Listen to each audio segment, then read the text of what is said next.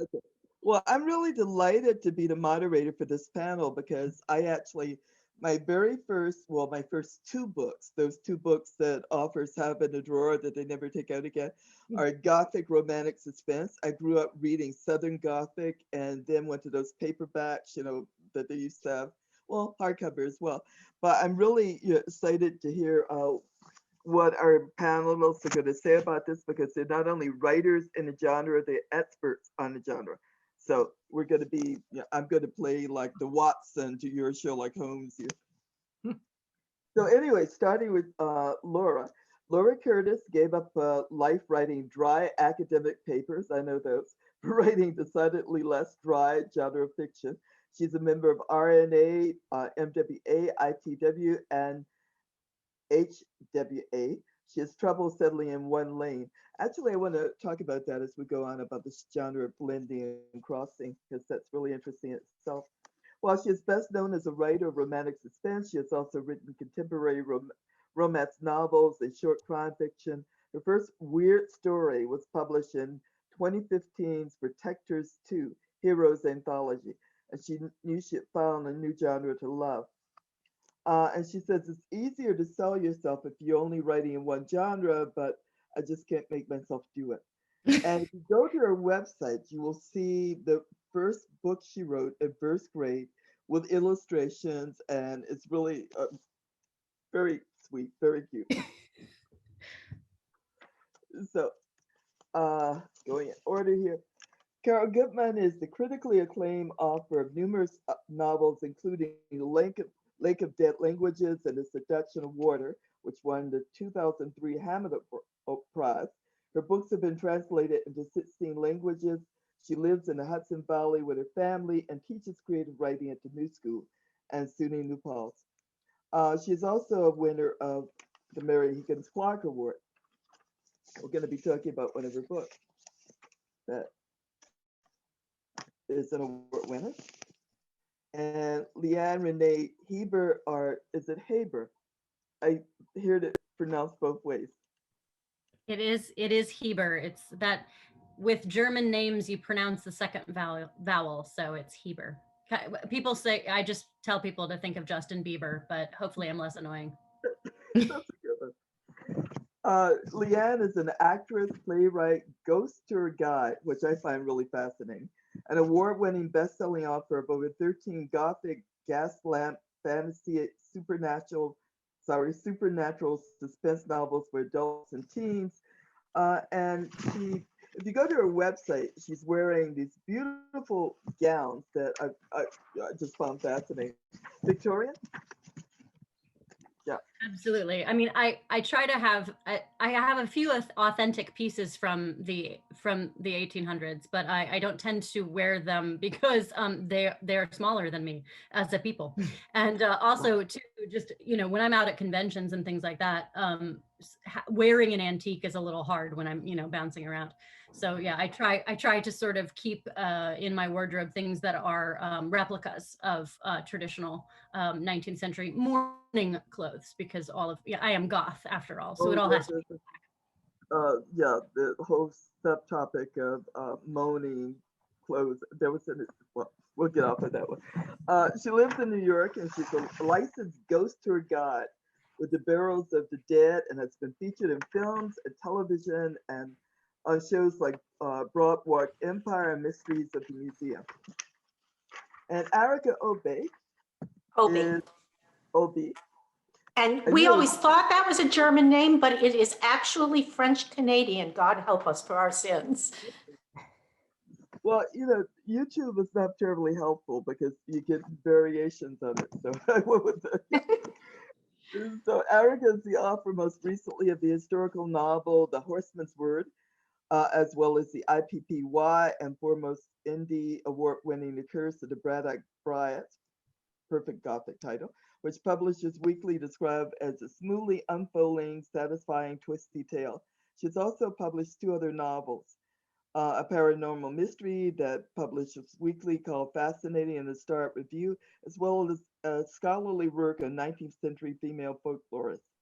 She holds a PhD in comparative languages and taught courses on Arthurian romance, fantasy, and mystery fiction at the college level before she decided she'd rather be writing the stories herself. So let's jump into this. And my first question to all of you, let's talk about the elements that define the Gothic as a genre. How do we distinguish the Gothic from horror or thriller or romantic suspense? And why don't we start with you, Erica? So yes, the dry academics things here. I think, and I think we're going to hear this word coming a lot from Carol and Laura, they use the word liminality.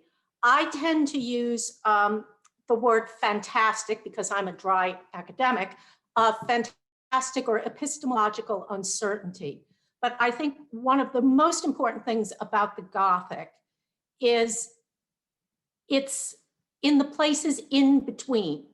You don't know whether you're right or wrong. You don't know who's right or who's wrong. You don't, when we get to the whole supernatural issue, know whether it's supernatural or real. You can't decide. And that's certainly, I mean, I can give you a lot of other dry history, as I'm sure a lot of other people can too. But I think the thing that's critical for it for me is its undecidability. Carol, would you like to pick up on that? So I'm trying to think if I've used liminality in a sentence lately. I feel like you gave me, and maybe Laura has. If you've given me I have. It is a great word. So I think I absolutely agree that there is that sense of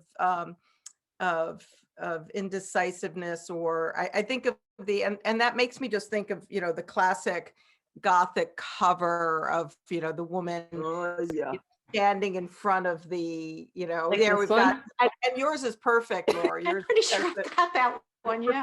Gothic note to it. So because usually it is, I think the classic Gothic, and for me that like starts with Jane Eyre and sort of moves down. It doesn't even, maybe Mysteries of Udolpho it starts with, but it starts with like, you know, a woman who's going to this big house and she's, you know, psychologically fraught about, you know, what she's going to encounter there. So there is that liminality of like even just crossing over a threshold into this, you know, big house. So there doesn't always have to be a big house, but there's something about the space that is kind of atmospheric, and there's usually fog, and one window is lit as if it were an eye looking at you. So there's just a whole lot of ingredients. You said, I think in your question, Frankie, what distinguishes it from horror or thriller? And the thing is, I think all those lines are kind of blurry, you know, or, you know, with a little fog wisp around them, because Gothic, there's the Gothic that goes towards horror. There's the Gothic that goes towards romance. There's the Gothic that goes towards psychological suspense. And, you know, the boundaries between them, I think, are, you know, are not entirely distinguishable with all that fog rolling around. Yeah, when I was going back to refresh my mind about the history of this, it seems that in the beginning they would call it Gothic romances, right? When we're looking at Well, but you have to remember that romances had a very different meaning at that time than what we think of as romance. Right. So for them, it was an adventure story. Well, Yeah, a romance as opposed to a novel. As Laura is saying, like Arthurian romance is a romance. Right. And really it comes so when they were saying it's a Gothic romance, they didn't mean a romance the way we would think of a romance. No, they think of it much more in terms of atmosphere. For me, the Gothic really does have to do a lot with atmosphere. When I talk about the history, like I do a quick and dirty history of the Gothic when I'm doing conventions, the panel I present really frequently. And I talk about it in terms of three main key aspects that make something a Gothic. And there's sort of subgenres to each one of these three bullet points. But I find that the engine, if we're thinking of these three main things, like what makes it really a Gothic? The engine of the Gothic is dread. Dread is what is propelling the narrative forward. It's not necessarily action. It's not necessarily a whole lot of understanding of what's happening. There's that gray area that everyone's talked about, which is really important. So the engine of the Gothic is dread. it's got a psychological focus. So that's the second one. It's a focusing on the psychology of the characters, and that in and of itself is part of the plot, of that unfolding and inner workings of the psyche. And especially in terms of, if you have marginalized characters, you have people who don't have power in the world that they're in, they're very often trapped, in addition to their own marginalization. If they're women, if they're people of color, if they're people of other kinds of gender identities, all of that is loaded into this sense of being trapped, very often in a location. So setting as character is sort of my third big part of what makes a Gothic, setting as character. Castle Dracula is a character in so much of the setting of how we think of Dracula. And so many of these, women running from houses, books, the houses, whether it's the manor in Jane Eyre, or whether it's Manderley in Rebecca, the names, very often these manors, these houses, the Castle of Otranto, that's the very first noted Gothic. The castle itself is a character. So very often these named characters, this setting, the place from which you are either trapped or escape. And in, Jane Austen's trolling of the Gothic in Northanger Abbey, another case where you have Jane Austen who's poking fun at the Gothic in Northanger Abbey. So you're sort of in a slightly misunderstood genre when Jane Austen is trolling you in the early 1800s. So I think also it's really important, the dread. I'm going to just jump off something that Leanna said, because I think that is really where the distinction between the Gothic and horror comes in. Horror is when the monster jumps out of the closet and you can see him and you know what he is. Meanwhile, in the Gothic, the monster is always in the closet and you never know what he is. You just know there's something there. So to me, that's a huge distinction. And then sometimes where the characters become the monster too. Yes, really the exactly. Monster. Frankenstein, that's a big question. Is Dr. Frankenstein the monster? Sometimes, yeah. I think also that comes back to the issue of the house a little bit, because now I thought this was one of the big old Gothic critics who said it, but I see it attributed to Joan Walton. Every Gothic novel is about a girl in a house. And that's true because at least the female Gothic, leaving Castle of Otranto aside, like Radcliffe's, Jane Eyre's, it's about negotiating the family. And I think when you talk about dysfunctional families, one of the scariest things about dysfunctional families is you're not outside. You can't see what's wrong. You sense there's something you don't like. As you said, I think it's a great analogy, Laura, it stays in the closet. And that's what's really scary. You can't figure out what's wrong. Right. You can't slay that Dracula because it doesn't come out. And I love that idea. And the idea of being trapped in the space. I think what's interesting, I agree, it's always the house, the covers of all those 60s and 70s, what they called Gothic romances then, always have that looming house. But what's really interesting to me is how in contemporary psychological suspense, there are so many other places people get trapped. And they get trapped in, on cruise ships or in subways, or, so it's still that sense of negotiating a space. And to me, it's always about that quest, that psychological quest for the heroine. And usually for me, it is always a heroine, to navigate that space and, figure out what's going on and, either escape from it or eventually conquer it or burn it all down, as happens in a number of books like spoiler alert, Rebecca. What about The Haunting of Hill House? I keep thinking of that one. I mean, she does not escape from that space. She's absorbed into the space. Is that always escape example? Such a good one. That's such a good Haunting of Hill House. Like pretty much all Shirley Jackson is just like quintessential Gothic. That movie scares me to death. I mean, her book scared me to death. Yeah. I would say that's horror, but I haven't read the story. I've only seen, I think, 2 bad versions of the movie. Well, see, the thing is, you have to read the book. If you read the book is definitely Gothic. Because the movies, the ghosts Visual jump out and versions are a get you. different thing entirely. The That's- noise and the sounds and all of that in the movie. Yeah. And Yeah, this is Well, I think because we're always in Eleanor's head in the book. Yeah. And that's the thing that the movie can't really do. Although I kind of love the movie too, with all the creepy statues. Yeah. But and actually I love the Netflix series, which does go The Netflix series was straight really over good. into horror.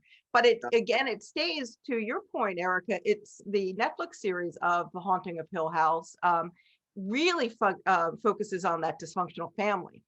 And it's all about navigating the dysfunctional family and how everybody in that family experienced their tragic history is experienced differently. We all experience our families differently. But definitely the Shirley Jackson, you're so in Eleanor's, you're in that dread. You're existing in Eleanor's head and her perceptions of everything. And whether she really does navigate that, is there something happening? Is there anything supernatural? We just never know because we're just in Eleanor's head. Yeah. So to make clear this difference between Gothic and horror, is Psycho Gothic or horror? I mean, we do have that family thing and house. Is Norman Bates the equivalent of that woman running away from the house, or is gender important in terms of? I think I would call that thriller. I wouldn't really put it in either horror or Gothic category, but that's me. But you bring up a great point, Frankie, in that there's parts, the beginning of Psycho is absolutely a Gothic, I think, but this speaks to the liminality of Gothic. Gothic's like a place that you walk through, and then sometimes it often becomes a different genre. Gothic by its nature is very often cross genre. And so in the beginning, we have that thing where we're just really not sure what's going on. And in that case, the beginning of it absolutely is a Gothic. By the time that we get to the end, we're in a thriller and we're in a horror, but it's a journey. And so the question with, does it stay a Gothic? If there was a little less that was explained about it, then maybe it would stay a Gothic. And this is the tricky thing about Gothic, because it really is like this place, it's like spokes of a wheel that come out from it. And then folks who are trying to make Gothic films, like Guillermo del Toro, when he was making Crimson Peak, folks didn't know how to market it. So Hollywood was completely, they tried to market it with its jump scares. And then people were very disappointed in the movie theaters, and in critics were very disappointed because they were like, this isn't a horror movie. No, of course it's not. Guillermo del Toro knew he was making a Gothic lowercase r romance, but the studios are trying to market it as this horror thing. And so Gothic is not quite there yet. You have to exist in the characters in that psychological place. And one of the other major things about Gothic, I would say, I know Leanna and I've had this conversation before, is that very often there is incest and, family secrets and all of this stuff. And so when I went to see that movie, as soon as I saw the sister, if you have seen the movie at all, I was like, oh, brother and sister, there's going to be incest. There we go. And critics could not cope. And I was like, but it's a Gothic. What were Flowers you in the attic. Come on, folks. Flowers in the attic. Come on. Well, let me get to my next question, because this is so fascinating. We could spend the whole time on this. So I suspect a significant portion of our audience grew up reading novels by authors such as Victoria Holt, Mary Stuart, Dorothy Eaton. Has the Gothic novel changed since those novels of the 50s, 60s, and 70s? Is the modern Gothic novel something different than what we are accustomed to there with those authors? I would say yes. Yeah. Okay. I think that was a very particular moment in the Gothic. Oh, go ahead, Laura. What were you gonna say? No, I think not only was it a particular moment in the Gothic, it was a particular moment in publishing. There isn't anyone, even Harlequin or Mills and Boon, who used to crank out, hundreds of romance novels a month that went on those shelves, that went on those racks, that is doing that. Ace and any of the science fiction, the pulp fiction is just not the way it was. Now, could it return in the form of ebooks? It could, but there was such a hunger for that kind of short, pulp fiction that you could go to the drugstore and it was on the circular racks in all of those categories, that they just couldn't feed it. So I think you have to take that into account as well. So you end up, instead of having these little pulpy Gothic novels, you end up, I'm gonna just say, Carol, I think you're the best example of this in today's grouping, of a true like domestic suspense, which is, I think, where the Gothic went when it had to become a bigger book. It needed a heftier book. Well, if I could just jump in, I think there's also a question of mores and feminism, because I still remember Victoria Holt. There's one where he ties her to the bed and keeps her there for like 6 weeks. That is just not going to fly these days. But there is a controlled sadism, especially in Holt, that I think people bought into. Sorry, Carol, please. It kind of happens in Gone Girl, I'm thinking, although then the tables are turned, yes, you probably wouldn't get away with keeping somebody in, tied up like that. But I agree with Laura that it does, I think that it does go to domestic suspense or psychological suspense. I mean, Gothic in a way is like quintessentially domestic suspense. You're trapped in the home. Or the home is, is that space you're navigating. And so I think the, it went into, and I think really Gone Girl was, one of the sort of hallmark pieces of that. And what I teach that book in, when I do the Gothic novel, I teach Gone Girl. And at first I thought, because I like I came up with the clever title, I thought clever, from Goth Girl to Gone Girl as a course title. And like once, as you know, if you get really stuck on a title of a book or a course, you're like, I'm just going with it. And I was like, hey, is Gone Girl really Gothic? When I reread it, I was like, she's always referring to Gothic heroines. But she's the Gothic heroine who, kind of turns the tables on the Byronic hero. She's not going to be trapped by that. In fact, although she does get trapped for a while in a house that is described as looking like an Austrian hunting lodge. But I digress. I'd also like to, I also like the fact that we are also getting more diversity of authors into all of the genres. So something like Sylvia Moreno Garcia's Mexican Gothic, which is a brilliant book. And it's, definitely one I would hold up with any, almost sort of an instant classic in my regard, in my opinion. And, people who are turning the tables both in film, like Jordan Peele, who's, taking over the Twilight Zone, and in Get Out, which has elements of the Gothic. I think it's a straight up Gothic. Yeah. Absolutely. It is. Get out of that house. Right.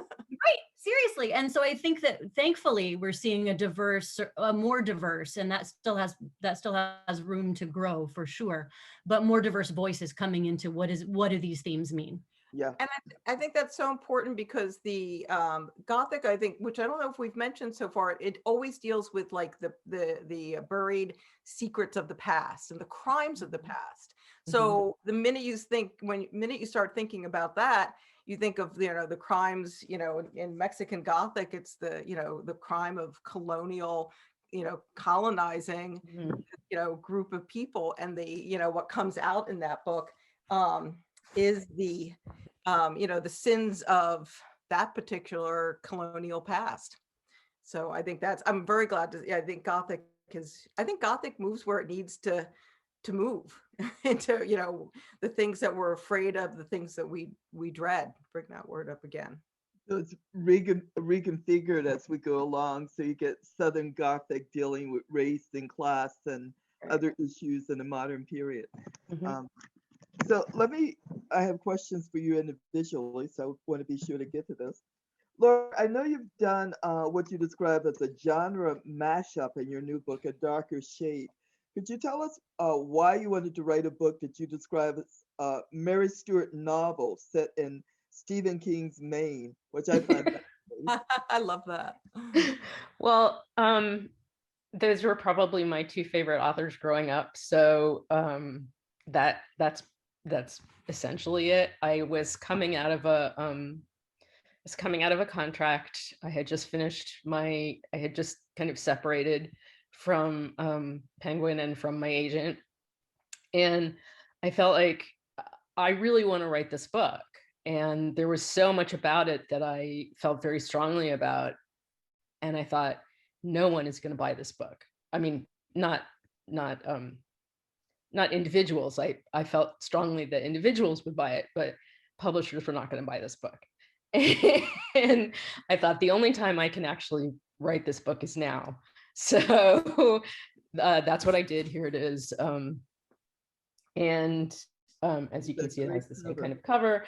And it is in very typical form about a young woman who goes to Maine to take a job that is going to save her family, which is the way those things almost always go, because going back to Leanna saying that thing about Jordan Peele and the Mexican Gothic too, one of the most important elements to me is that the protagonist is always working without a net. They are people who don't have a way to get up, to get out, they have to stay where they are. And so she goes to help a young girl who everybody thinks is losing her mind, because the last thing she said before she stopped speaking entirely was that she was seeing her mother's ghost. So she goes there, and the Stephen King aspect shows up, which is that the girl is not losing her mind. She is seeing a ghost, although it's not her mother's ghost. And that's all I'm going to tell you. As soon as I but yes, I really wanted to bring all of those aspects into something, and that's why I just felt like there was no other time I was going to be able to do it. I read the first page and it scared me because I kept thinking The Shining, and yeah. But you're missing class and the necessity of earning a living and all of that. It goes beyond Stephen King to embrace other things. Yes, she is on her the heroine on her mother's side is a first generation American, which I am on my father's side. So it's something that is woven kind of through the book. So let me move on to Carol. You've written in a variety of genres, including mystery fiction, urban fantasy, and YA.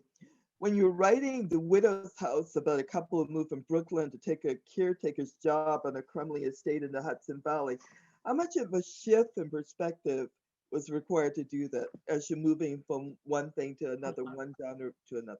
Right. And thank you. So, I think like a number of people have said, this cross genre, we are people who don't stay comfortably necessarily in one genre in our writing. As the Gothic also sort of shifts genre. I had written actually 7, I guess I would call them mysteries, before I wrote fantasy. And they all had, I don't think really consciously, but because Jane Eyre is my sort of, that's the book that, inspired me to write, had those elements. And I had gotten to the end of those 7 mysteries and felt like I really wanted to write. I wanted to go over that edge of Gothic and write, real fantasy. I wanted the fairies to be real, the vampires to be real. So I took a break from, also I thought I was a little bit afraid that I was starting to repeat myself, which I think happens. I don't know if it happens to other people, but it happened to me. And so I had written fantasy for a couple of years and I hadn't written a mystery or suspense novel. And returning to it was difficult in a publishing sense, because I had left my publisher and I was hearing from, as my agent sent out partials, I was hearing that, oh, we want those old book, those what Carol used to do. So I was getting that sort of message. Eventually I decided that I had a few partials rejected, and I was thinking this is not being easy to get back in here. And hearing Laura's story, I thought, I felt a common thread with that, because I thought, you know, I'm just going to write the book I want to write. I'm not going to try to sell it. You know, I'm not going to try to sell it on a partial. I have no idea if this is a book anyone's going to buy, but it's going to, you know, this is, and so it was The Widow's House, which if anyone, you know, looks through my books, they'll see was not the first mystery that's published after my fantasy books, because it was rejected. I did not get a publisher for it. And I had to put it aside, and I ended up writing River Road, which got a contract before The Widow's House. But when I returning to a mystery or suspense novel after having written fantasy, I knew I still wanted that mood. I wanted that sense of the kind of scary house. I had just moved to the Hudson Valley. I was driving up and down River Road and looking at these incredible mansions on the river, but also thinking about the lives that were kind of below the servants who worked in them, the farmers who, worked in the fields around them. And so when I wrote The Widow's House, I was, I was really taking sort of a speculative leap into writing a different kind of suspense novel that was more focused on dread, didn't have a body at the beginning, as I was told in one mystery writing class that I needed to have, but that had that, a little bit more of a Gothic feel to it. So yeah, it's fascinating. Gothic in the Hudson Valley is interesting in itself. So Leanna, you're a licensed ghost tour guide and you lecture on ghostly themes. Does this engagement with the paranormal affect the novels that you write? Does it carry over in some fashion? Absolutely. I don't really know where my background in theater and my background as a New York City tour guide, I don't know where that stops and my books begin. They've always been completely entwined. And I think there's a certain amount of that theatricality that directly informs, for me, a very character-driven focus to my novels. And I think that that's definitely something that you find in the Gothic. It is very focused on the main characters, that interiority, that the psychological focus that you have on the main characters. The difference between my work and a traditional Gothic is that I'm not based in only one place or one house. I'm sort of an urban fantasy novelist in that regard, in that the setting of New York City or the setting of London is a character. So in my Strangely Beautiful novels, which were my first books, I went to England and I studied and I shadowed Richard Jones, who's a ghost tour guide out there. He was a great resource, read all of his books and all of his work on the ghosts there, and really made a lot of the sort of ghost busting locales that my characters take to real London haunts. Because for me, that feels like when you start to understand where and why a city is haunted, you get a different perspective on the setting than you would otherwise. So all of my books have ghosts in them. And so rather than is it paranormal? Oh, it's paranormal. And you know right away that it is. So I'm not hiding that. This isn't a turn of the screw scenario where you're not sure if it's the unreliable narrator. The unreliable narrators may be unreliable, but there are still ghosts. So I think for me, the paranormal has always been very real to me. I've always had paranormal experiences that have followed me, haunted me. Thankfully not in a terrifying way, almost more in a ghost buddies or almost guardian angel capacities. So I've had a much more positive experience with ghosts than other friends who've had more terrifying experiences. I'm very grateful that I've had the friendly ghost variety, which is what I write about. I write about helpful ghosts who help the living solve crimes. So for me, it's an aspect of that, going back to the liminality, which is the whole liminal space, is something I love as a word, as a concept, because from that space, then my ghost characters continue on past that mortal threshold, and they carry with them certain divine mysteries that they sort of try to work through. For me, that kind of mysteriousness, that gray area that is a part of so much of the Gothic, it really is how I deal with the spirituality in my works. I don't try to tell anybody what to believe. All of my work is very open in terms of faith and tradition, very multi-faith, interfaith, things like that. And I think that the larger scope allows, I'm setting things in New York and in London, these very diverse, historically always been diverse cities. So I have people from all kinds of different backgrounds and identities coming together to save the day. And that to me feels like this wonderful kind of patchwork quilt of a cross genre thing that I guess the easiest way to say my work lumps together into a Gothic. My first book took 9 years to sell because publishers were like, we really like this. We don't know where to shelve it. We don't know whether to shelve it in mystery, in fantasy, in romance, in YA, because my heroine was younger, but the rest of the cast is older. So, it's really been, for me, the Gothic is a place where my cross-genre interests really can sit comfortably, but it's been something that marketing teams don't really know very well how to market. So in my latest Spectral City series, that's when I really was just like, I'm a New York City ghost tour guide. I'm going to put a lot of that knowledge directly into this book. And it's sort of a paranormal procedural in addition to being Gothic in nature, in setting and feel and atmosphere. So I think that for me, the Gothic is expansive, even though we're talking about it being a genre where people are trapped. My characters are always fighting against the things that trap them. And the idea of New York City and London and the Gothic is really interesting in itself. So finally, to Erica, in its review of Dazzle Paint, Publishers Weekly said, did you confidently mix folklore, history, and conspiracy theories? Was this a paranormal mystery, or is it a different twist than a Gothic novel, or very much in that tradition? I have a magpie mind. I just give up. It's a magpie mind. But I would like to hold up the cover of Dazzle Paint, because here's an example of Dazzle Paint. Dazzle Paint was a form of camouflage in World War I and World War II. And at first they were trying to disguise ships by making them look like islands. This just did not work, With Dazzle Paint, you can see exactly what you're looking at. You just can't tell where it is and what you're seeing, which I think is a great metaphor for the Gothic. Magic, which, yeah, there's some magic in here. You can look at it, you can't see it precisely. And yeah, I'm a little obsessed with epistemological uncertainty, postmodernist that I am. So this was a very important metaphor to me. I think the other thing about the Gothic, and I live in Woodstock, the bounds are pretty lower down up here. I think, Carol, once you move to the Hudson Valley, the bounds are lowered. But I think the other thing is historically, the female Gothic, we're talking Radcliffe, as opposed to Castle of Otranto. It takes things that you are trying to grapple with and makes them safe by putting them in an exotic location. I was writing about the Birdcliff Colony where I live. And the Birdcliff Colony is this utopian artist colony with servants' wings. I mean, you just get used to this. It's the brotherhood of artists with servants.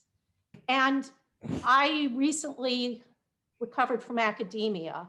And I think this notion of people who are incredibly well-meaning, but yet are so constrained by their class and they don't know it. I wanted to talk about that. I'm too far inside still talking about that in the academy in 2020, but I can talk about these people. And another thing I sort of wanted to talk about was immigration and people who count and don't. It was much easier to put that in the fairy world, the unseelie court, the ones nobody cares about, and the seelie court, which are beautiful, but they're both deadly. Much easier for me to displace it over there. Maybe I'm just conflict avoiding than actually trying to grapple with it right here in 2021. Yeah.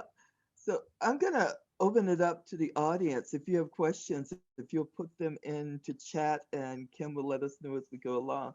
But while we're waiting, I had another question with, so what was the first, just going down the road, Erica, what was the first Gothic novel that you ever read? I never finished it because it was, it belonged to a friend of mine in school, and my mother wouldn't have let me. My father let me read anything. My mother wouldn't have let me read it. And so I got halfway through it And she took it back, and I never knew what happened, and I didn't know the title. You have a mystery Gothic too, right? You read it once, and it's there. After that, it was probably Victoria Holt and what's her name? Phyllis A. Whitney. How can an MWA Oh, bookstore forget Phyllis A. Whitney? Yeah, Phyllis Whitney. Carol, what about you? What was your first Well, I love that we're, I thought, oh, I'm in my house, so I can just stack up all the books. Jane Eyre, which I read when and this is my original copy. And I remember thinking she was so beautiful. I love the picture on the, I think I read it when I was 13. And I've read it just over and over since. It took me a while. I actually did not read the Victoria Holtz and Phyllis Whitney and all of those. I didn't read for a while. I've read them now and love them. And Mary Stewart, actually, I think Mary Stewart was the first of those that I got into, but I got into her through her Arthurian books. Me too. The Crystal Cave books, which I read those when I was really young and I just adored them. But I think I didn't read Rebecca till like this decade, like in the last 10 years. But the Jane Eyre just imprinted me. It was like, that. And I think I remember being like in 7th grade gym reading it. And because I had a note from the doctor that I didn't have to, be in the gym class, and being kind of surprised by it because I thought like it was sort of good girl, but then when she's so angry and she doesn't, and she doesn't marry John Rivers, spoiler alert, I was like, there's something here that's different, that it's not what I would have expected. So that's the book that's my, touchstone. Go back years later and read. Leanna, what about you? I mentioned it earlier, Flowers in the Attic by V.C. Andrews, which is really something that like an 8-year-old probably shouldn't read, but I did. And I love the flower step back covers, so creepy, so fantastic. And I read that right around the same time I read Wuthering Heights. So that was a really fascinating combination of a modern, at that time, modern Gothic and a classic Gothic. And I'm a Jane Eyre girl, like I love Jane Eyre, but I read Wuthering Heights first and I was like, these people are terrible. So whenever like, in that scene in Twilight, when Edward and Bella are talking about how romantic Wuthering Heights is, I'm like, oh, no, guys, you are in an unhealthy relationship. If you think that is the epitome of romance with a capital R, no. At least Jane Eyre, there's actually love. These guys are just terrible. So I always sort of say, hey, like if you hold up Wuthering Heights as like your example, that's to me like a red flag. If that's your epitome of romance, I'm like, no, it's a great book, but these people are terrible. So those were kind of my first, that was my entryway. And then I just devoured the Victorian Gothic. So Dracula, Frankenstein, Jekyll and Hyde. All of my work is set in the late 19th century. And I've always really been fascinated with the era because so much was changing and so much was gearing us towards our modern world. And I just find that the fact that the id of the Victorian era is all on the page in Dracula is just fascinating to me. So I just devoured really the kind of the 19th century Gothics. And that's been, Picture of Dorian Gray. Oh, so, all right, I could just stop me because I just keep going. Oh, someone mentioned Romeo and Juliet here. So, Laura, what was your first Gothic? I'm trying to listen to everybody, and I really don't know. I know that in school we were assigned Wuthering Heights, which I assume is because they knew none of us would read it otherwise, because the people were just terrible. I read it. It was not assigned to me, so I was that kid. It was like, oh, is this ghost? People would read Jane Eyre willingly, but Wuthering Heights, oh my God, that was definitely the first hate read I ever had. But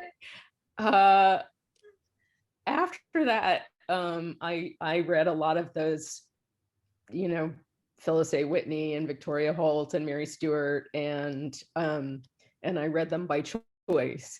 And like Carol, I was an Arthurian fanatic growing up. I still am. I got degrees in it and stuff. And so I came to Mary Stewart via her writing in that genre first. So Kim, are you watching chat? I was trying to see what was going by with the questions. Do we have any questions there? I know somebody said, what are your favorite Gothic novels? Yeah, and I missed what it was. And I saw a nice shout out to Barbara Michaels. I yeah, When I love discovered Barbara Michaels, Barbara yeah, Michaels. Love she's Barbara Michaels. fantastic. Absolutely. Yeah. Yeah, other Shout- than what is your favorite Gothic novels, I think you have been answering all the questions. If I've missed something, please, guys, repeat your question because I am not seeing anything new. I think if I were going to tell somebody that, hadn't read contemporary Gothics, these ones we're talking about, the sign of 60s and 70s ones, I would tell them Nine Coaches Waiting by Mary Stewart would be the one Yeah, I love that. to start with. There is, and part of it is because unlike some of these others, like Erica was talking about, Mary Stewart's novels have very active heroines. Mhm. There's none of this tying the heroine to the bed. There's none of that stuff. And I think there are a couple of contemporary authors who do Gothics and stuff very well. Simone St. James is one. Mhm. And Wendy Webb, I'm going to throw in. Wendy Webb, yeah. Which are a little bit more ghostly than Yeah. than maybe strictly Gothic, but Well, so is Simone St. James, yeah. she's in that.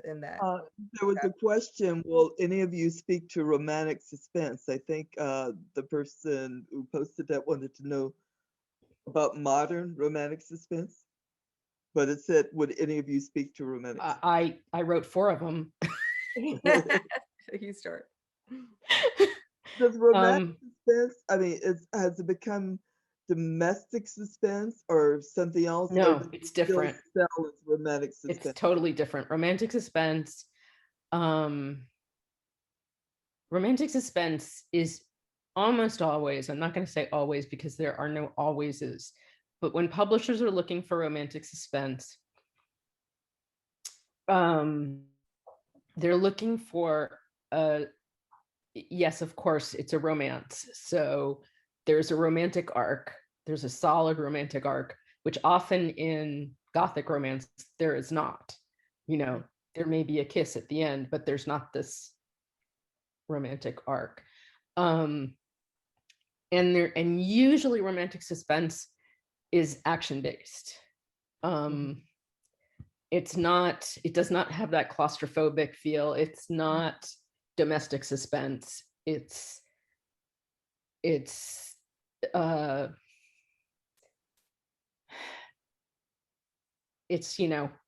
guy and girl against the world kind of thing. And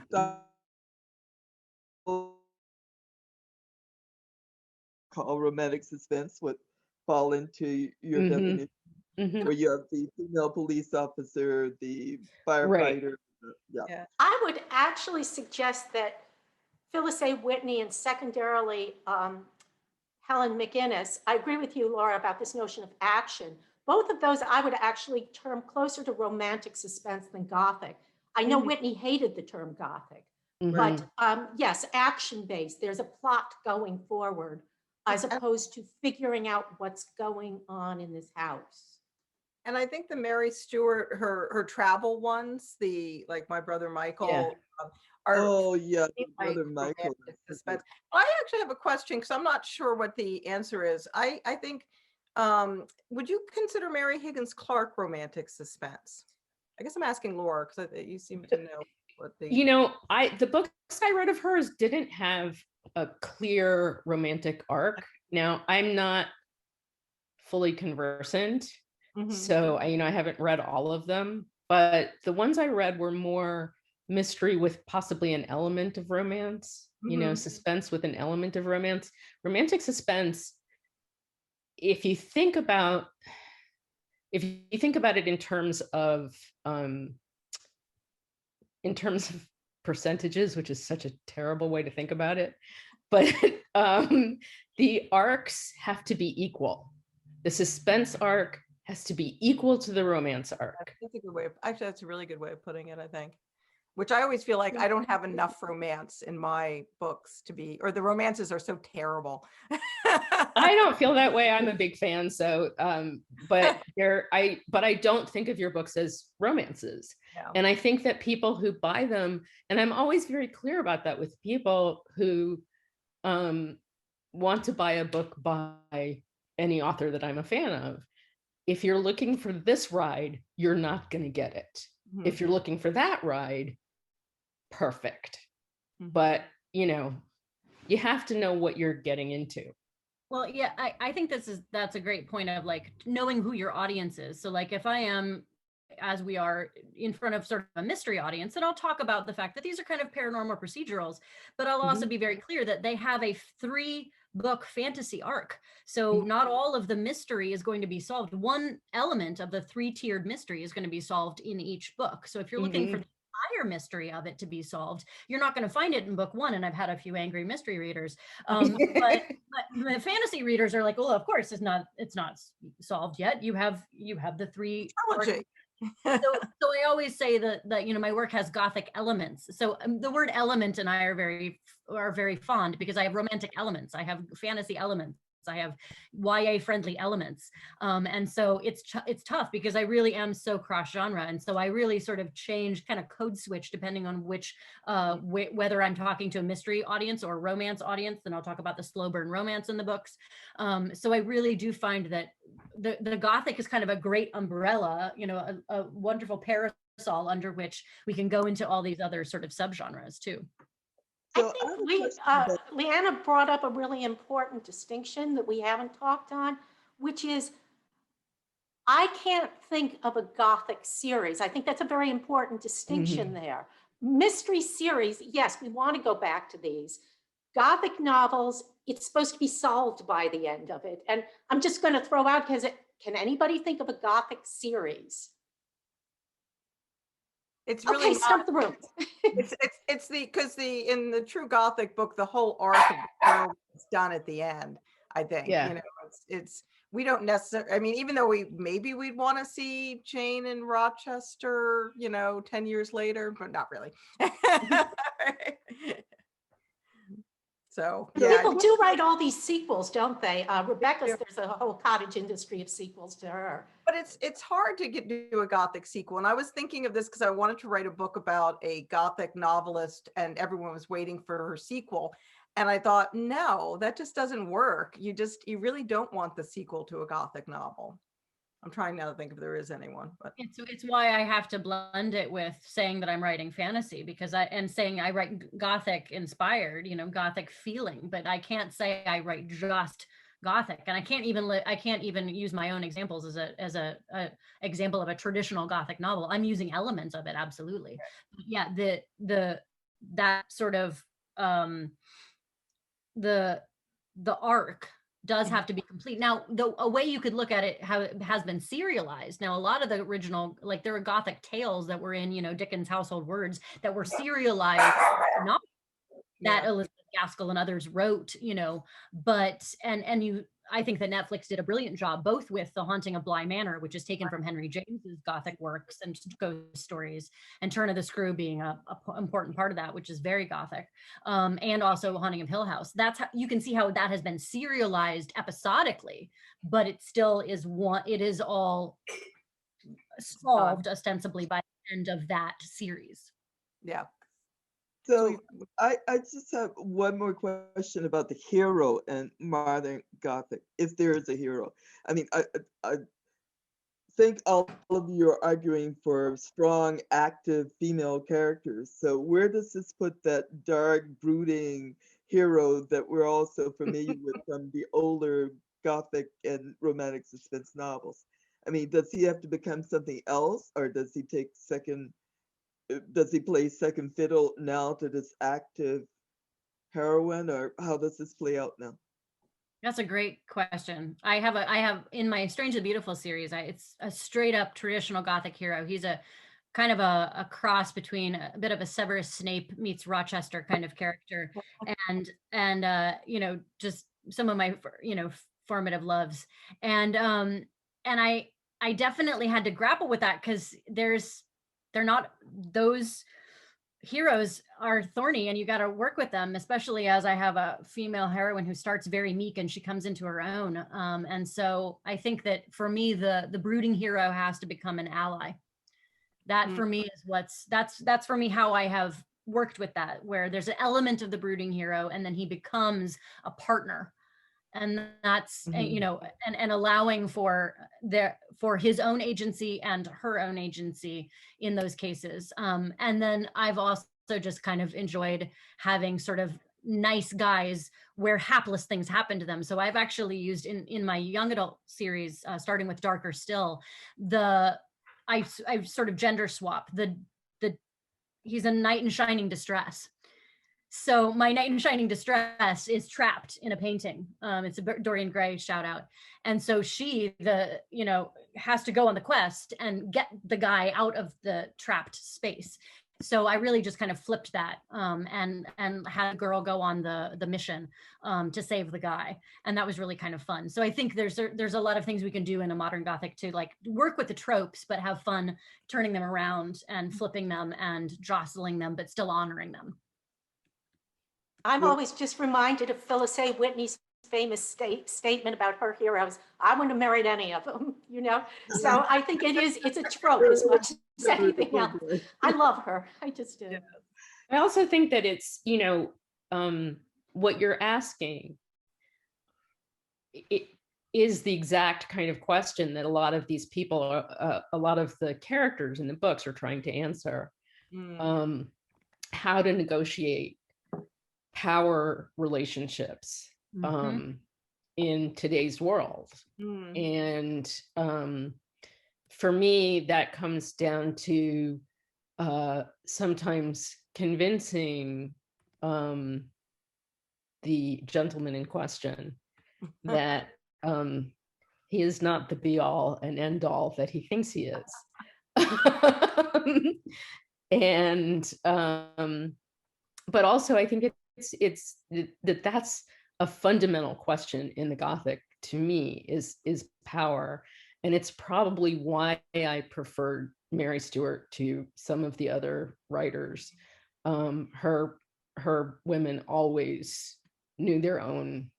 I mean, even if they felt put upon, they were strong. Yeah. And knew that they were strong. And so I think that that's an important thing, especially in today's world, that we look at. Yeah. So we got 3 minutes left, and I'm going to go straight down the line and find out just quickly what you're working on next. So Erica, what's next for you? A series, a mystery series with a female programmer who programs an AI program who thinks he's a great detective. She's trying to program it. She's trying to program a program to write things. My husband's into all of this anyway. But yes, it's out at the publisher now. If you want a sneak preview, you can look at Masthead from Level Books. The first one of the stories is there. And Carol? So totally different, non-Gothic. Yeah, So it could be though. This is the book that's coming out in the summer. And as you can see, it's got that lit window, that totally Gothic. And it's The Stranger Behind You. Originally, it was called The Refuge, though, because it's set at an apartment building in Manhattan, in Inwood, which is the northernmost neighborhood of Manhattan, where both my daughters happen to live and my mother and my husband grew up in. And I found out that there had been a Magdalen Laundry in Inwood. And it just blew me away. I found out by reading Michelle Jones, her scholarship on prisons and early prisons. That's where I found it, yeah. So I lived there 30 years. Yeah, sorry.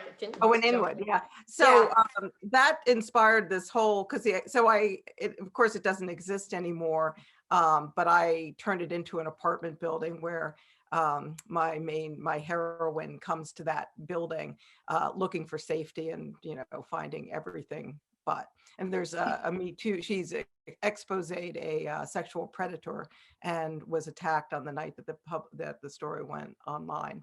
So she's looking for refuge in the Magdalene Laundry, which has this scary light. Out in July. That's really interesting. Yay. Laura, what do you have coming up? I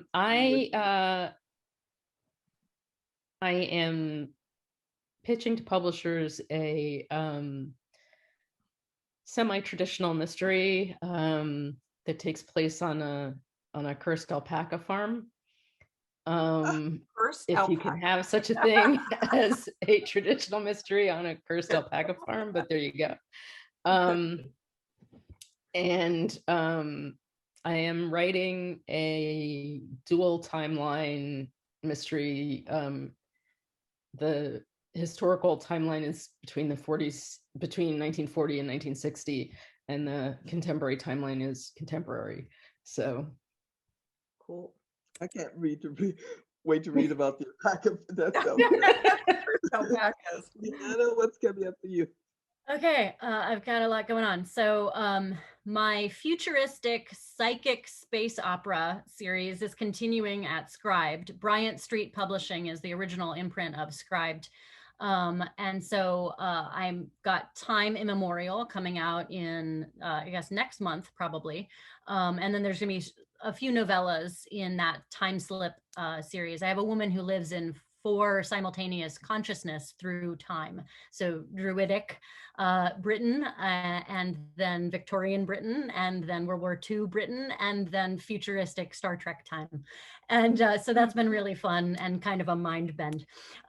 So that series is very different from this, but in addition to that, I have Dead Ringer coming out. So Dead Ringer is going to be out from Serial Box.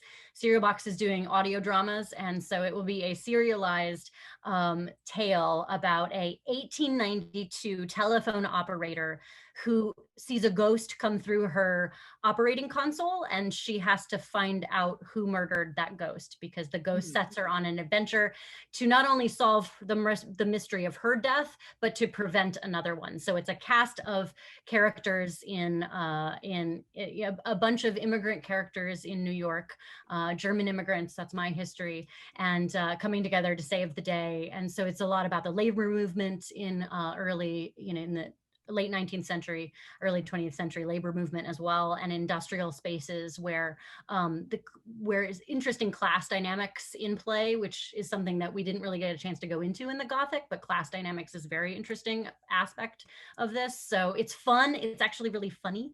And then I have a nonfiction, my first nonfiction, called The Haunted History of Invisible Women, that I'm writing with Andrea Janes and Elizabeth Carey Mahone. And we are talking about haunted houses and ghost stories where women's narratives are centered around the country. So You're all giving us something to look forward to here. So Kim is showing the link to the bookstore so people can order your books, buy your books. And I want to thank you all for a great panel. This has been wonderful. We've all learned so much. Thank you very much. And thank you. Thank you, Frankie. You did such a great job. You've been great. Yeah, thank you. You all know so much. It was just so educational.